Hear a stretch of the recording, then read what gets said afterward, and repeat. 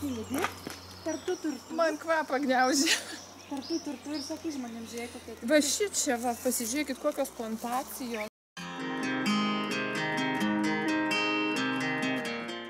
Mes vadindavom lapušnikais, tai yra varnalėšos, o vaikai tai iš viso tom sagutėm tokiam mėtindavomės. Bet ką aš noriu pasakyti, kad jų šaknys yra nepaprastai skanios, jos yra ilgos, plonos ir jas sudžiovinus galima malti ir labai geras prieskonis žiemą ypatingai. Gydomos savybės jų yra ten begalės, aš nevardinsiu, bet kad, pavyzdžiui, iš sultys, rudeniop šviežias pakasus, iš jų sultys spaudžiant, tai toksai vos ne lazdino riešuto prieskonis, nepaprastos skanumo šaknys savo. Tai va, ir pažiūrėkit, kokios plantacijos, mes prie Nevėžio.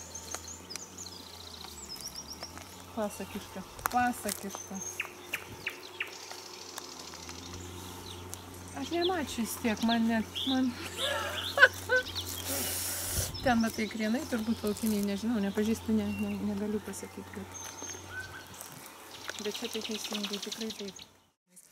Bet visumoj, tai, kaip sako, jeigu jau striukas atsitiktų, tai nuo pavasario iki rudens gamtoj gyvenant laisvai galima prasimaitinti. Aišku, kaip sako, reiktų žinoti, išbandyti, bet laisvai galima prasimaitinti. Nes kas mėnesį tiesiog savaitės dienos bėgyje, kaip va, žiūrėkit, irgi eini ir dilgėlė, ar ne? Kaip dabar dilgėlę valgyti, o anglai žino, kaip valgyti. Jie paima va šitaip lapelį sulenkia, maiščia įmaiša pačios, va nuskina, matot, ir jinai nedilgina. Ir va taip tutelę susuki, va šitaip va. Sako, bijau įsidilginti. Ir aš bijau, bet va pirmą kartą darau ir žiūrėkit, sekasi. Aš visada norėjau išbandyti ir va gera proga pasitaikė. Nu, dabar dėsiu į burną. Jeigu įsidilginsiu, pasakysiu, žinokit.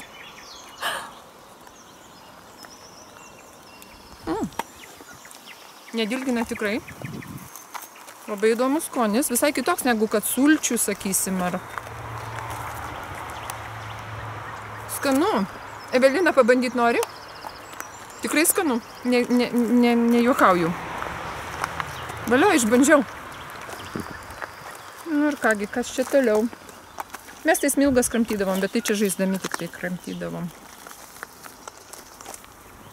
Matot, visai atsitiktinai pavyko paragauti dilgėlę šviežią.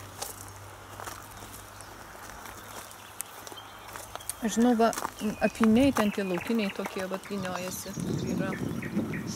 Neįsivaizduoju, ką iš jų, kaip sako žmonės, kurie užsiema alaus gamybą ar kokių, sakysim, naminių vaistų gamybą, tai turbūt žino tą.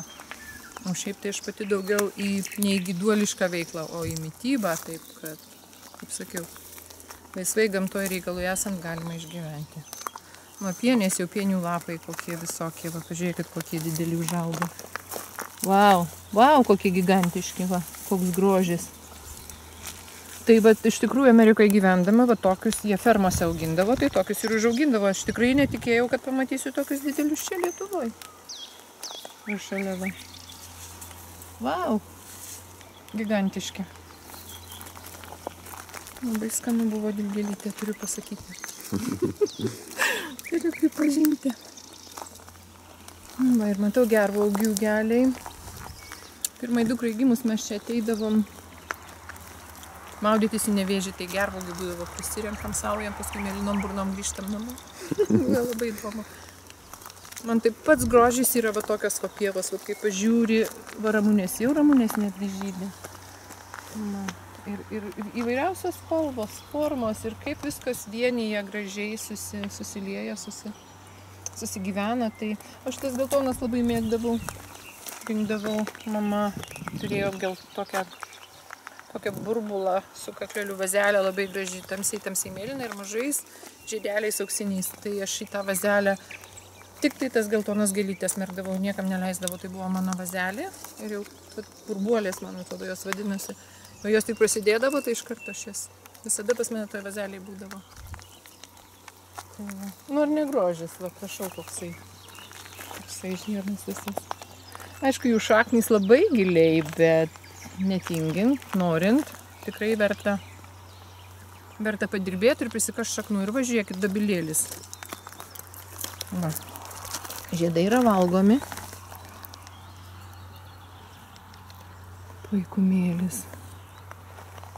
Ir randa vietą, patogiai išauga ir ką tu jam. Labai gražus metų laikas. Labai gražus metų laikas. Tai va. Evelina klausimų turi. Jinai už kameros. Dabar galvoju, ką čia užduoti, nes jau kelio pabaiga. Nu, tiksliau, Kelio pabaiga jau ten čia yra. tikrai. Čia reikėtų eiti ir praeiti. Va čia žiūrėkit, koks taip ir norisi nerti, ar ne? Nu ką, grįšime atgal. O čia tai greičiausiai žinot, kas yra? Labai durų. Pasakysiu tiksliai, nežinau. Aš labai buvau įsigilinu šį pavasarį į tuos valgomus pagrindinis dilgėlės, žliugės.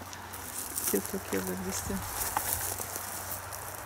Ir svarbiausia, va tokiam plote, kiek aš pažiūrėjau, tai visko gali rasti. Nu, balandų gal čia nėra, nes balandos jos mėgsta tokią daugiau erdvę, patvarius, kur jom truputį čia per daug. Ką jos duoda? Balandos yra, nu, kaip ir visas laukinis augalas, kaip salotos, žinai, kitoks skonis, lengva, kaip nereikia rūpintis auga, tuos lapelius susirenki, jie tokie sultingi ir traškus, man patinka, žinai. Kiaulės labai mėgsta. Tikrai nemeluoju, ašgi kaime augau, žinau, ką rinkdavom.